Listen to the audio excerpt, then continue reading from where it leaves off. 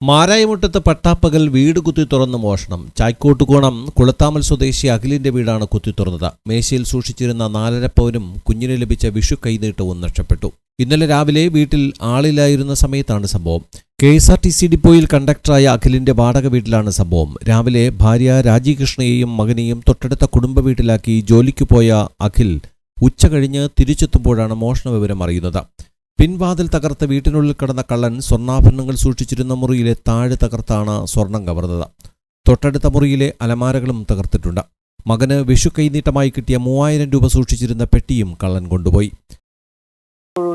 നമ്മൾ പുറത്തു പോയി 1 മണിക്ക് തിരിച്ചു വന്ന് കതവ് തുറന്ന് നോക്കിയപ്പോഴാണ് ബാക്കിൽ വെളിച്ചം കണ്ട് നോക്കിയപ്പോൾ ബാക്ക് ഡോർ തുറന്ന് കിടക്കുന്നു. റൂം നോക്കിയപ്പോൾ റൂം പൂട്ടിയിട്ടാണ് പോയത്.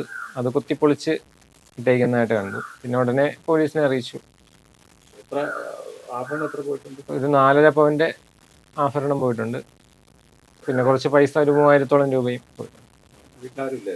വീട്ടിൽ ആ സമയത്ത് ആരും ഇല്ലായിരുന്നു. സംഭവത്തിൽ മാരായമുട്ടം പോലീസ് അന്വേഷണം ആരംഭിച്ചു. പോലീസ് നായ ഉൾപ്പെടെ വീട്ടിലെത്തിച്ച് പരിശോധന നടത്തി. തൊട്ടടുത്ത ക്ഷേത്രത്തിലെ സുരക്ഷാ ക്യാമറയിൽ രാവിലെ 10:30 അപരിചിതരായ 2 പേർ ബൈക്കിൽ പോകുന്ന ദൃശ്യം ലഭിച്ചിട്ടുണ്ട്.